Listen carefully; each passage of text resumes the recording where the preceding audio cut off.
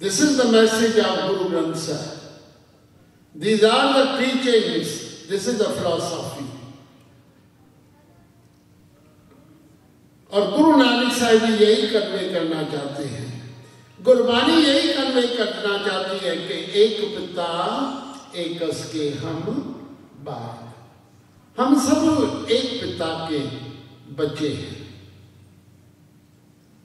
पिता हमारा एक है, ऐसे नहीं है पिता आपका एक है मेरा कोई और पिता है, ऐसे नहीं है।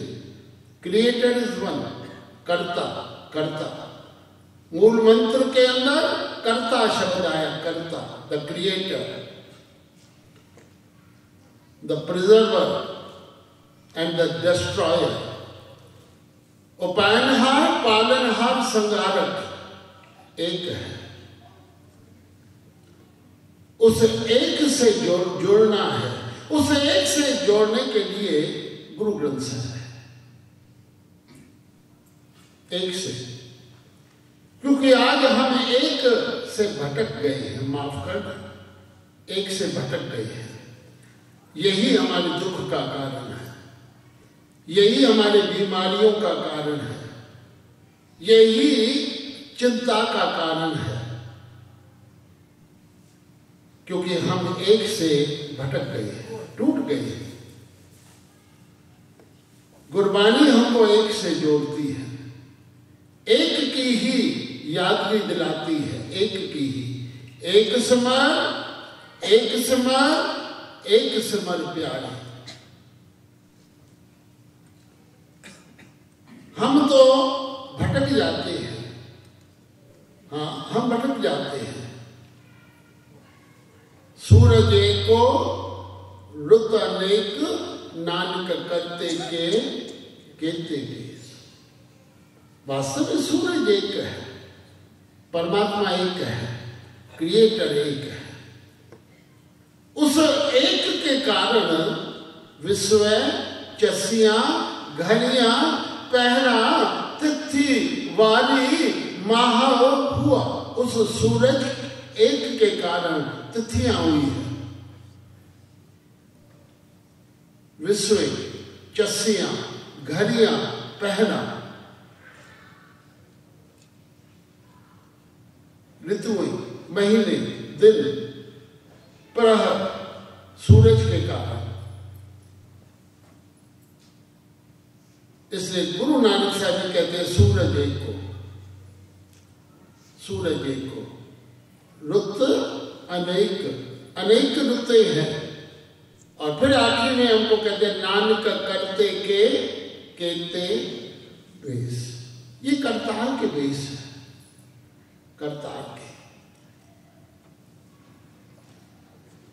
भांत भांत की सृष्टि को देखकर हमने भटकना नहीं है। भांत है उसी का रूप, है उसी का। जैसे आशा की वाण में गुरु नानक ने कहा, एक कृष्णन सर्व देवा, देव देवात आत्मा, आत्मा वासुदेवस्य, जेको जाने भेव, नानकता का दास है। जेको जाने भेव, भेव माने भेद। जो इस भेद को जान लेवे कि कृष्ण एक है, जो इस भेद को जान लेवे, जो इस भेद को समझ लेवे, नानक कहते हैं मैं उसका दास हूं। नानक कहते हैं, प्रोवाइडेड उसे पता चल जाए भेद का। क्योंकि रहस्य है ना, ये रहस्यमयी वाणी है। गुरु ग्रंथ साहिब की वाणी रहस्यमयी है। कैसी है रहस्यमयी वाणी? मुदावनी के अंदर गुरु अर्जन देव साहब ने खुलासा कर दिया, थाल विच तन वस्तु पई हो, सत संतोख विचार।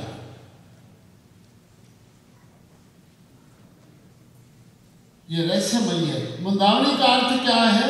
ये गुंजन है, गुंजन। मुदावनी के कई अर्थ है, कई अर्थ है। मुदावनी का अर्थ पहेली भी है, पहेली भी, पहेली। आखिर के अंदर स्टैंप लगा रहे हैं, स्टैंप गुरु अर्जन देव साहब जी। ये गुरु ग्रंथ साहब क्या है? एक थाल है, लेकिन थाल में, इस थाल में 3 वस्तु पाई है, 3 वस्तुएं। कौन कौन सी वस्तुएं हैं? सत्य, संतोख, विचार। और भी इस थाल के अंदर क्या है? अमृत नाम ठाकुर का पइयो पड़ा हुआ है, ठाकुर का नाम, जिसका सबस आधारो, जिस नाम का आधार सबको है। अब आगे उस थाल के अंदर जो ये भोजन, आध्यात्मिक भोजन जो पड़ा हुआ है, अब गुरुदेव खुलासा करते हैं, जिनको खावे जिनको भुंज। थाल के अंदर भोजन है, इस भोजन को खाना है, लेकिन खाने के साथ भोजन के अनुरूप, भोजन के अनुकूल हमारा जीवन होना चाहिए, हमारा व्यवहार होना चाहिए, हमारी दृष्टि होनी चाहिए, हाँ, हमारा पानी होना चाहिए, हमारा मनोरथ होना चाहिए। भोजन के अनुकूल उसे कहते हैं भुंज। क्योंकि गुरुदेव को पता था कि बंदे इस थाल से भोजन तो खाएंगे, लेकिन अपना जीवन ठीक नहीं रखेंगे। शराबें भी पिए, माफ करना, शराबें भी पिए, पाठ भी करेंगे, लेकिन अमृत वेले नहीं उठेंगे। मत्थे भी टेकेंगे, केवल भी झूले आएंगे, लेकिन गुरु का कहना नहीं मानेंगे। गुरुदेव को पता था कलयुग का ये लक्षण है कि अवर उपदेश है आप न करें, सिर्फ औरों को उपदेश देंगे, अपने परिवार को, अपने बच्चों को, हाँ, वो गुरु के साथ जोड़ेंगे, हाँ, अपने साथ अपने बच्चों को कीर्तन में नहीं बिठाएंगे। गुरु को पता था कि ये केवल जाकर औरों को उपदेश देते रहेंगे, न अपने को समझाएंगे, न अपने मन को समझाएंगे, न अपने ग्रस्त को समझाएंगे, ये तो भाई औरों को ही जाकर समझाएंगे। गुरुदेव को पता था, इसलिए भुंज शब्द दिया। भुंज ये बहुत ही कड़वा शब्द है, ये बहुत ही कठोर शब्द है।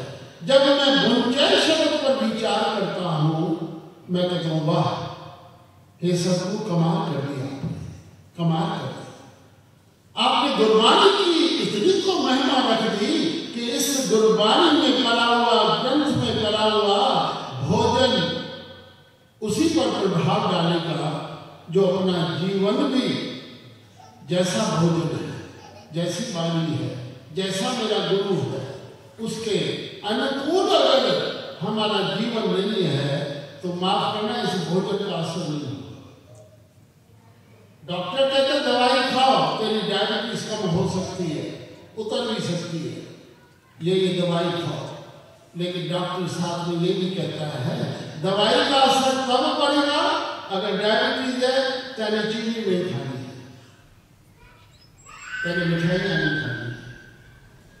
अगर मानो मैं दवाई भी खाता हूं, लेकिन साथ में मीठी चीजें भी खाता हूं, असर नहीं होगा दवाई का।